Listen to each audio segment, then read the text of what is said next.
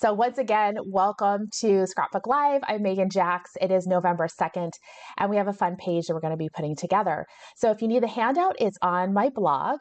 You'll see the link in the first comment below if you're on Facebook. If you're on YouTube later, you'll see the link in the description. So if you had a chance to get that printed off, that's fantastic, and we'll go ahead and get started. But I am going to talk about some substitutions for tools if you do not have a frame punch. I am not using what is specifically designated a frame punch, but I'll tell you why the tool I am using will work for this. So I'm going to switch over to my desktop and you guys can see. So what I've got going here is I had these three sweet photos of my middle child, and what was great about them is they were going to work into kind of an overall square crop. So I went and used that as kind of my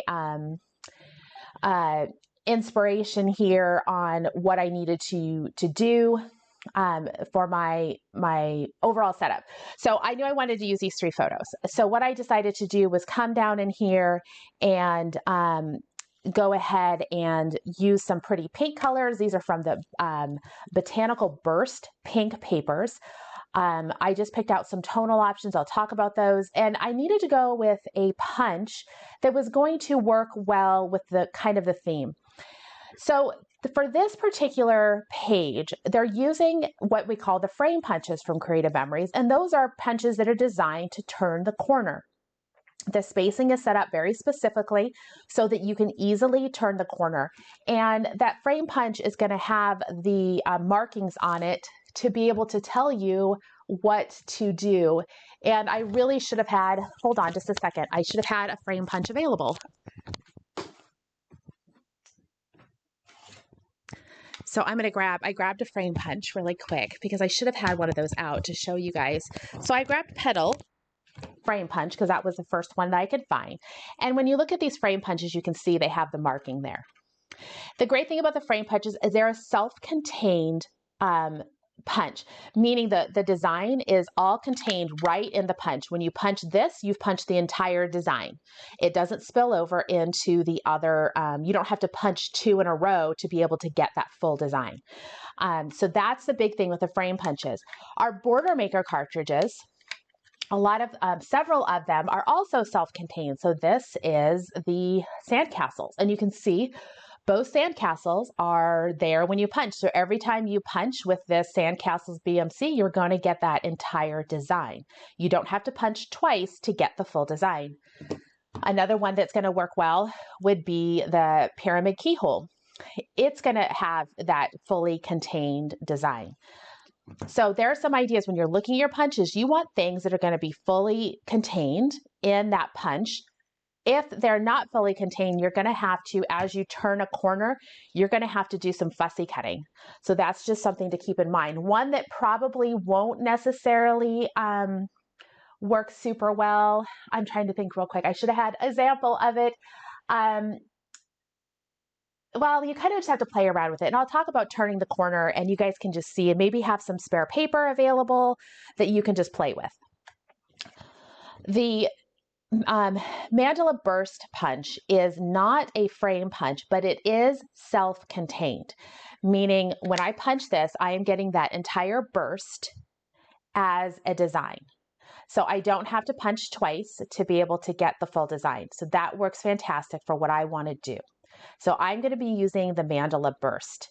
If you have a spare piece of paper available, some extra cardstock, definitely have that out so that you can practice before you can test out your punches before you actually do this project. All right, so I talked about I had my photos. I've largely cropped them down similar to the size they recommended. I've laid out the sizes in here. The sizes are listed in step 7, but I've also listed them up here closer to the layout itself. I made an adjustment to my photos because they want you to use 3¼ inch mats that you then put with 3½ inch photos. I can't get my photos down to that 3½ inch square. So I'm 4 inches tall by 3¼ inches wide. I'm going to be using mats that are a little bit larger. They're going to be 4¼ tall by 4 inches wide. Having a 4-inch wide mat will allow me to get 3 mats on one 12-inch length of paper. So that's kind of what I kept in mind. All right, so my paper choices, like I said, I am going to be using the Botanical Burst pink papers. These are still available on the Creative Memories website. And I decided to kind of stick very tonal, like going with that pink theme, largely because I don't get to use a lot of pink. By the time my middle child was, I don't know, 5 or 6 years old, they were really not a pink kid, right? That was just not the color that worked. They loved more purples and teals and non-pink colors. So I try to respect that when I'm scrapbooking their photos, and I do pink stuff usually for age 3 and under.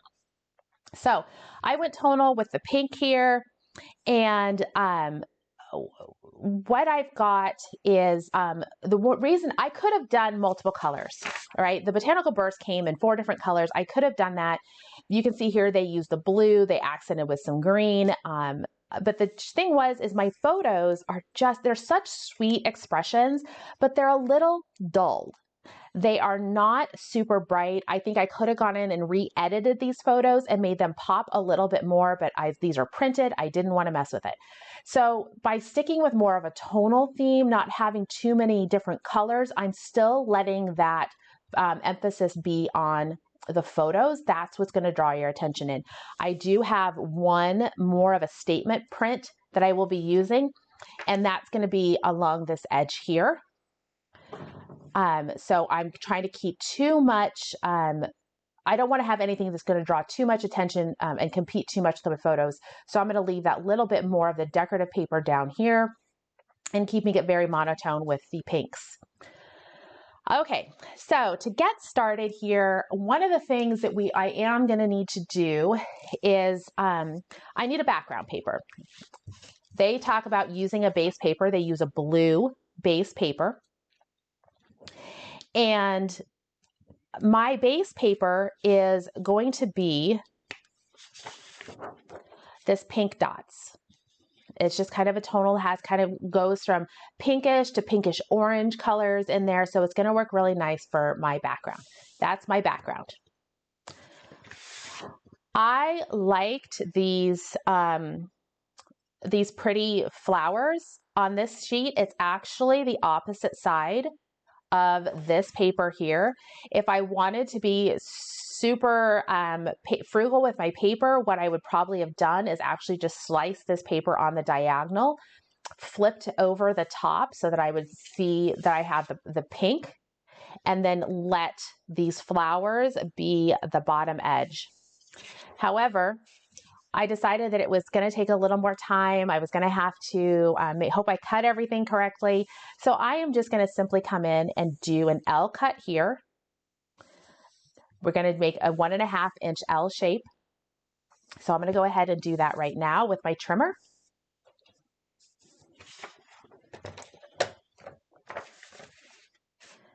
So it needs to be a 1½ inch L shape. So I'm going to come in, and if you don't, and I do mention here, if you don't want to make an L shape, if you don't want to cut your paper that way, you can just use 2 1½ inch strips. If I had a solid pattern paper here, if I had this pretty leaves with all the green through it all the way through, I probably would have done that. I would have just made 2 strips that are 1½ inches wide, put them on the corner, and then done a quick miter cut. But since I have the wreath effect going, I'm going to go ahead and just cut that L shape.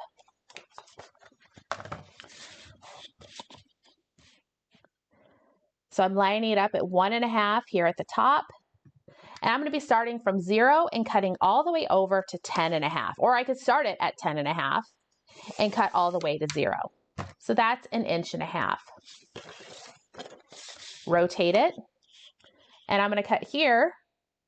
On this one, I need to start at 1½ inches and cut all the way to the end of the paper. Just make sure I'm straight.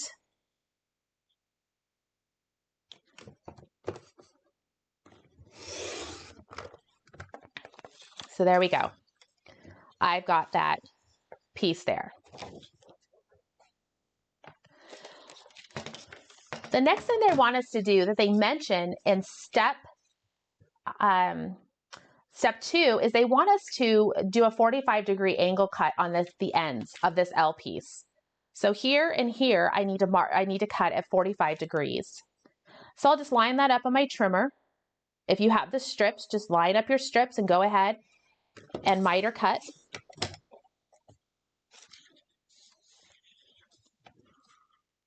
And you want to make sure the angle is going towards the middle. So just keep that in mind when you're making those miter or the angled cuts here, the 45-degree angle. See, I messed it up. That's what I did. I was not paying attention. It needed to go the other direction. So that's going to be it. I'll fix it. I will fix it. What I'm going to do here, it needs to be, I messed that up. So what I'm going to do is I'm going to use some tape chips to tape it back together. So this is a quick lesson in emergency repairs. I'm working on the back side. I'm going to line it back up and I'm going to use tape chips. The reason I'm doing the tape chips is it just lets me adhere it back together and I don't have a sticky, I'll leave the covering on, so I won't have anything sticky there. I can remove the covering later, but see, I've repaired it. So now what I need to do is I actually need to rotate this the other direction. You need to flip it over to cut that.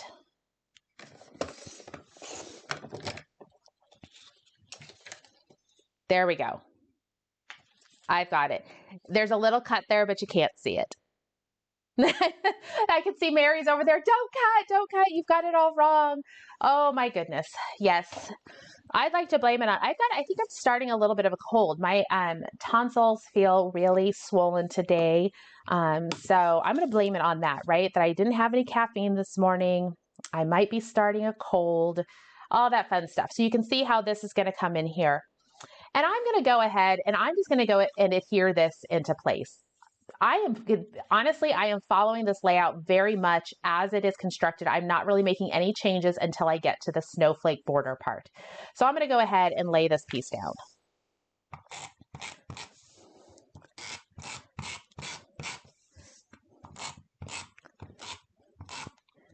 And what I can do now that I'm getting ready to adhere these pieces on, if I want to go ahead and remove those the top pieces to the tape chip, I could do that. I do have a little bit of an overhang, so I'm going to snip that really quick with the scissors.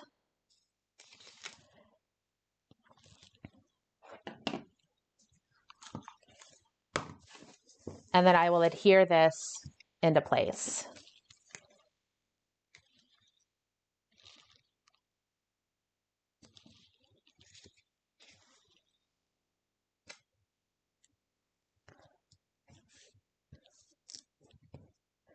All right, so there we go. We've got that nice pretty border there on the side. We've got the lovely just tonal with the polka dots going. Now next up, the next two steps we need to do is, well, the first one, they want us to cut that, the larger of the two snowflake frames. So we're going to start with the 10 by 10 square. I am going to give you guys a quick rundown of the papers to talk a little bit what's going on. So I have a lighter piece as my base. So that means I needed to find kind of a tonal piece that I could punch from. So this piece right here, this kind of tonal pink is going to be my first larger square where they have the dark blue. I'm going to be using this pink. So then I needed to pick another color that I was going to punch the other set of the other snowflake square here, this 8 by 8 square. And you can see here that whatever you punch for the 10 by 10 square becomes the background for the 8 by 8 square. So I was able to come back to another tonal piece, a lighter piece. I want this to be a light and airy layout, so I wanted to keep things light. So I went here with this lighter tonal piece. So this piece here is going to be my 8 by 8.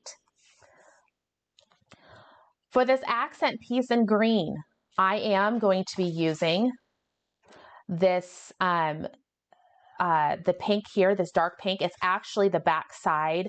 So I will be able to cut, when I trim this down to 10 inches, a 10-inch square, I'm actually going to just cut a couple of 1/2-inch strips that I will use the reverse side, the darker side for. All right, so we're going to go ahead and keep going with this. So I need to take my tonal piece here and I need to cut a 10 by 10 square. I'll be using the tonal pink side to do my the larger blue square that is punched. I also need to make sure I get 2 1/2-inch strips off of the back side to be able to do where they show the green L cut. I'm not doing an L cut.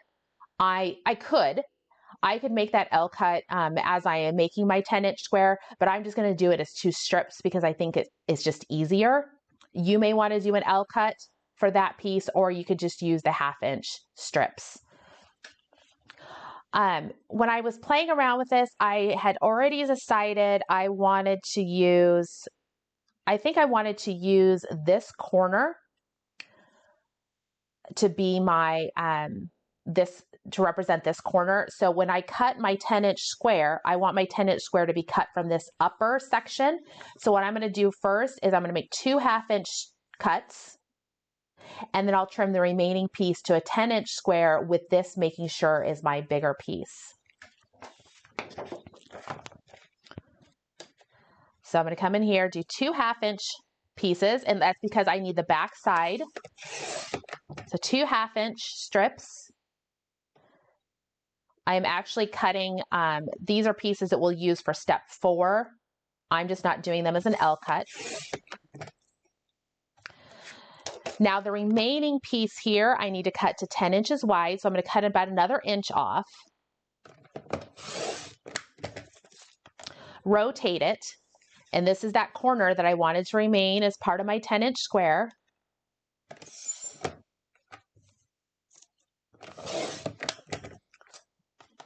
So there's my 10-inch square. Now it's time to use our punch, and we're going to talk about how to do these frame punches, or how you would use other punches to do frame punch style things. So a frame punch, if I was using the pedal punch, I would just simply line this up like I'm using any other frame punch. You put your paper in, you line up this outside corner with the silver line in the middle of the design that's on the wings. You can see here there's a silver line. That's where you're going to line up the corner of your paper. And I would punch across the top, rotate my paper, line up that corner on the other edge, and then punch across the other side. And that would give me 2 sides that have that frame punch on it. Now, if I don't want to use a frame punch, if I don't have a frame punch, or maybe the frame punches I do have don't necessarily lend themselves to the paper or the theme of my layout, I can use other punches. And I mentioned that before, self-contained punches work fantastic. So this is the mandala burst. It is self-contained. So I will be able to come in here and I am going to be able to punch. So I'm going to show you mandala burst, how it works, and my reasoning, the technique. If you are doing this for the first time and you're not 100% sure of how your punch is going to cut, grab some spare paper. Do not cut your pretty paper. I have already experimented. I know how this is going to work, so I can show you on my pretty paper. If you're using a punch you're unsure of, grab some spare paper first. It doesn't need to be a huge piece. You can work with a smaller one. You're basically just making sure that you can turn a corner and that you're happy with how it looks once you've turned that corner. So here with the mandala burst, mandala has a peak in it. There's a top you can see right there in the middle. I'm going to find that peak on my the design on the wings, and that's where I'm going to line up my corner. So right here is my peak. I'm going to come over here with my paper and line it up right in the middle of that peak. That edge is right in the middle. And I'm going to punch. And then I'm going to keep moving down, lining up my pattern, and punch again. And I'm going to keep going down the line. Now, what works great about mandala, or what works great about this particular design, this layout, I only have to turn one corner. If I was trying to turn a second corner, you can see here I'm going to run into problems. I would have had to have a specific measurement to be able to turn the corner with a mandala burst. Mandala has a wider cut than the traditional frame punches. Frame punches have a 2-inch cut. Other border punches are closer to 2 1/4. So frame punches are designed to turn the corner on any paper that is an even length, 2 inches, 4 inches, 6 inches, 8 inches. You can easily turn the corner. Mandala will turn the corner, but it is not set up. The math doesn't work out to those even sizes the way it does with frame punches. So I didn't have to worry about the math because I've only got one corner. I don't have to worry about the other sides. I just need to make it work in one corner, and that's easy. Because now what I'm going to do is rotate my paper, put my border in, line it up at that peak again, and I'm going to punch. And you can see I've got a little square that's going to just pop right off. Use some scissors to snip it, and just keep making those punches all the way around. All right, so there. If I want to, I'm going to grab just my scissors, and I can just do a quick cut. So there I've turned the corner with the mandala punch, and it worked fantastic. All right, so now if you have a different one, say you're working with a border maker cartridge. All right, so here we have a border maker cartridge. I have sandcastles here. I'm just gonna keep it here. I'm gonna grab some spare paper. Everything is a little bit discombobulated here for me. What was supposed to have spare paper available. There we go. So here is just a piece of white. It's a cover sheet off of one of our paper packs. It's cardstock weight. Sometimes I have found I've been able to use just printer paper to experiment with if I want to just practice cutting a corner, but sometimes printer paper is a little too thin. So if you are experimenting with something like printer paper and your punch doesn't do well with it, it's because it's just too thin. So having a spare cardstock sometimes is the best way to do this. So I'm going to go ahead and I'm going to trim this down to 10 by 10. The technique that I'm going to show you does not work if you are using a full 12 by 12 inch paper. You need to trim it down. So I'm going to take this down to 10 by 10 to show you with the border maker cartridge.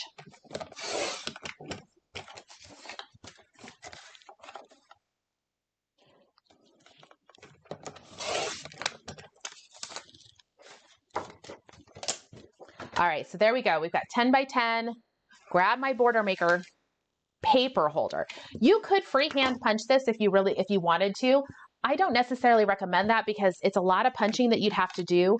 And the great thing about the border maker system is, being able to use the notches. So I've got my border maker or my cartridge locked in there.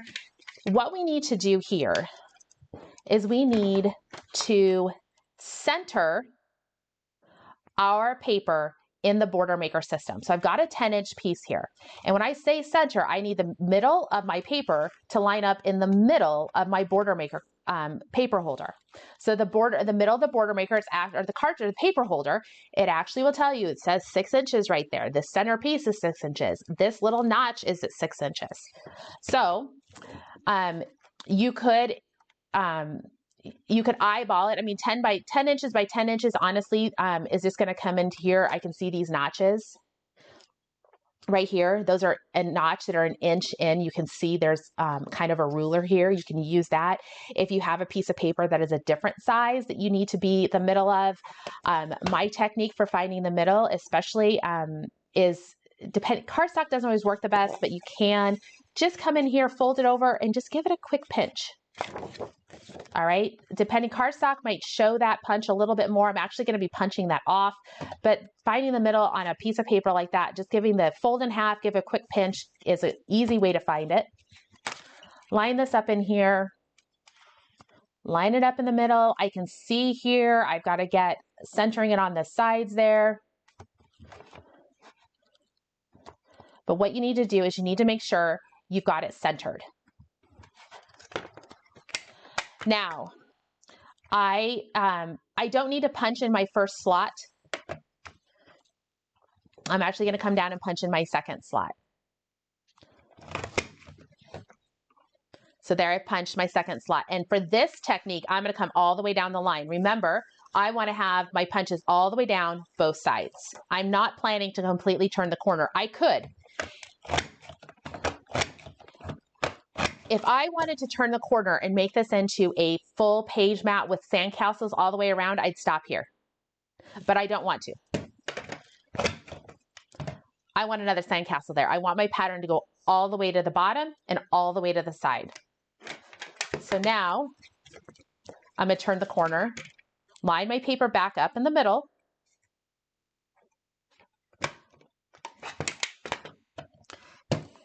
I can start not at the bottom slot. I'm going to come up to the second one. So not in slot number 6. Think of this as 1, 2, 3, 4, 5, and 6. I'm not punching in slot 6. I'm going to come up here to slot 5. And I'm going to go all the way to the top. And here you can see I've got that corner. Now, for sandcastles, I can just snip that off and just make it a solid corner. I probably could have just punched it all the way through because sandcastles probably turns a corner naturally just by the design itself, because we have very straight edges between the two of them. But you may have another one that your design is finishing up here and you've got this edge. And so you might want to do just a little bit of a fussy cut, a decorative cut, something with your scissors. I am just going to come in and cut this off straight, make a corner.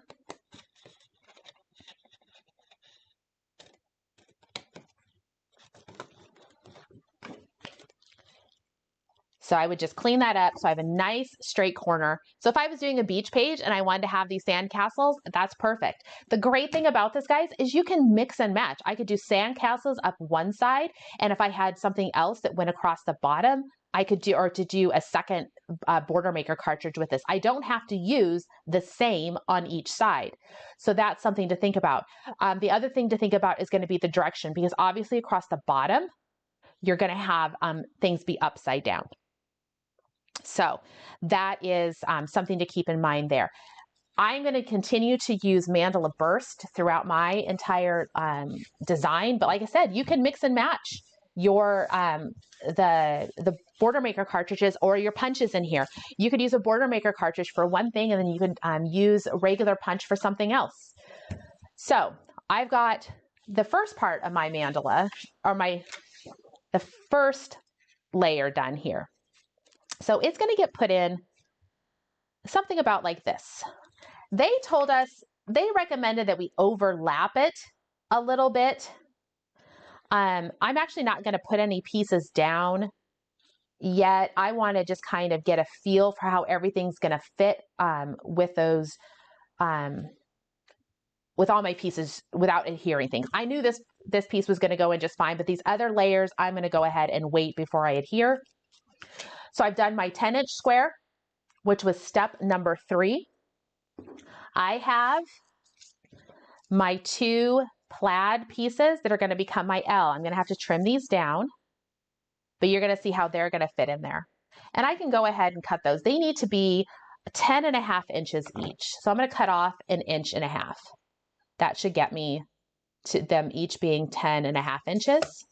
So I'm cutting off 1.5 inches from those 1/2 inch strips.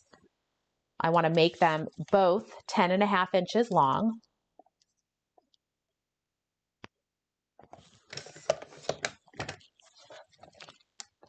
Next up, I need to move to that 8x8 square, that second piece here. So that is the one I mentioned. I'm going to be using this tonal paper again. So I'm going to go ahead and cut this piece down to 8 by 8. It's non-directional. I don't have to worry about the direction with this one. I'm going to trim it to 8 by 8. And then I'm going to be using the same technique that I used before to cut. Is it 8 by 8? Yes. Okay. I was having a moment. I think yesterday when I was picking up papers, I was short. I think I thought I had a scrap of this paper, but it was too small. And then I was questioning the size on things. So 8 by 8. And I need to punch 2 edges with the mandala.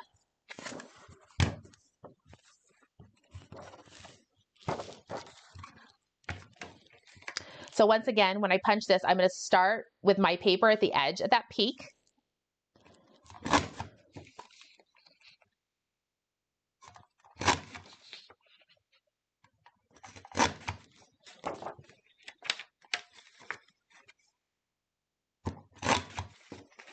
And I'm just punching it. I'm just kind of treating it as a frame punch. Like I said, this works fantastic with these the border punches that are not 2 inches wide. So things like the mandala burst, when you don't have to do the complete frame, it works fine. If I had to do a complete frame with it, I would have to have different measurements.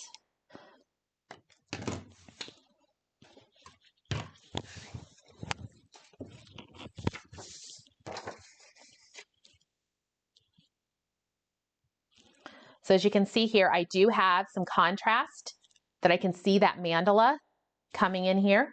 I can see the mandala up there.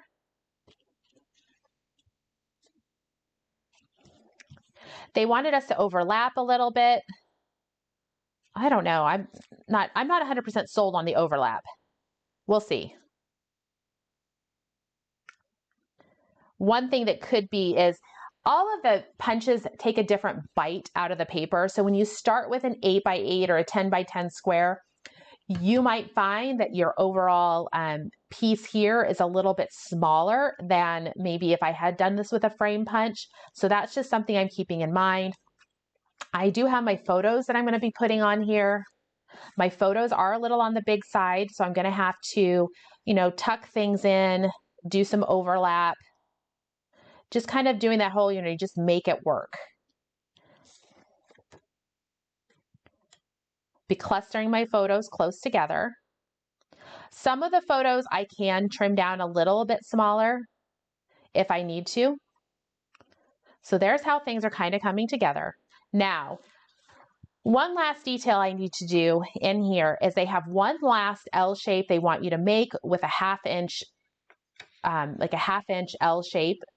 It is from step number 6. And once again, you could do this to be with just 1/2 inch strips, or what I'm doing, and you could have done this for this part, is I am going to be using the stickers. I'm going to be using border stickers. So the border stickers for Botanical Burst, they had some really pretty ones that were available, and they have this really pretty pink that matches the flowers over here. So I'm going to be pulling that flower back over to this side. So because they're border stickers, I probably won't get these put on camera, but you can kind of see how that's going to go in there. So definitely have the pink going on. I'm going to have this darker pink color. I will be pulling that in for mats. So let me just go ahead and get those mats cut. I had to come back to that plaid. I'm using the dark plaid that I pulled here, the dark pink, to make my mats. So I know I need this piece to be 4 1/4 inches wide. So I'm going to go to 4 1/4. And then I cut this into 4-inch segments. My photos are 4 inches tall by 3 3/4 inch wide. I was going to try for that 4 by 4 square, but then I wasn't going to be able to get 3 mats out of the paper. So I trimmed everything down. I had plenty of width. It's the height that I didn't feel I had a lot of. So let me just put my photos on. This little child here is currently 16 years old. They are a junior in high school. So this is always so nice. I love just being able, sometimes I'm behind. Obviously you can tell I am way behind on my photos, but it's a fun way for me to go back and spend some time with that 2-year-old. I think she was 2 here. That little 2-year-old that loved her blanket. And that's what she's got cuddling here, is that blanket. And see how clean it is? Yeah, it's filthy. She still has it. It's disgusting. It's disgusting. I don't know if your kids had those little loveys that they held on to. She might take that thing to college. It probably needs to be burned. She sucked her thumb profusely. And I think when she was 4, I told her, the dentist said she had to be done with her thumb. So I told her she could either keep sucking her thumb, or she could give me her blanket. I was pretty certain that she loved her blanket more than her thumb. And she, on her own, quit sucking her thumb just so that she could keep her blankie. So these photos this one goes down here. I just want to make sure they overlap to get that, see the mandala punch.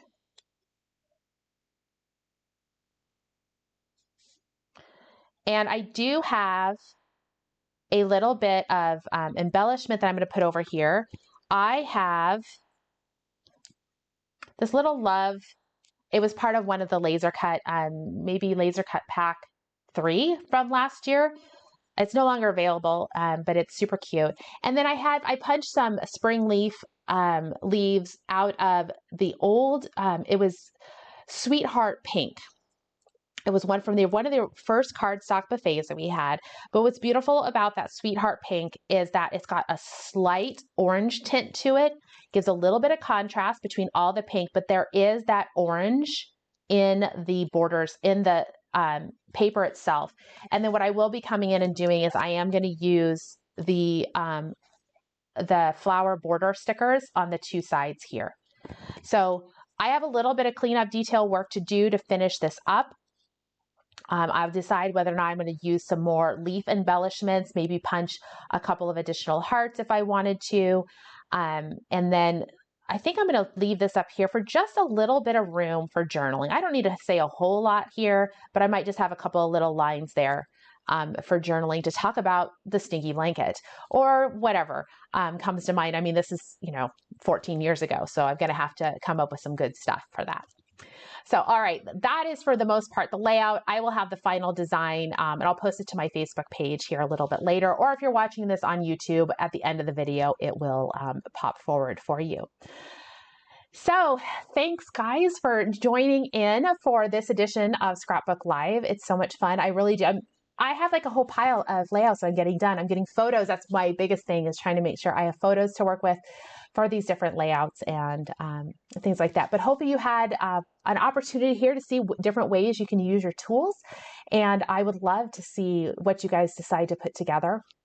So we'll be doing this again next week, and that is November 9th. And between now and then is, well, there's a couple things. So this Friday is the Creative Life Scrapbooking PJ Party. Our live Zoom crop is on Friday. So if you're looking for some inspiration, things to work on this weekend, or if the weather is just terrible and you'd love to join us Friday night, you sure can. We do record everything. So if you can't join us live, those videos are shared in our event Facebook group. And to find out more about that, you can go to creativelifescrapbooking.com/events. And then Tessa and I are doing Power Hour next week. It is our November Power Hour. That is on November 8th. So I have no idea what project I'm sharing. I still have a bit of time. We love to slide in the last minute with some of these projects, where the whole pressure makes sometimes the ideas pop a little bit brighter. So I hope everybody has an enjoyable rest of the week. We'll be back next week with Scrapbook Live. Have another fun project for you guys to put together. All right, everybody, enjoy your week and take care. Thanks for watching.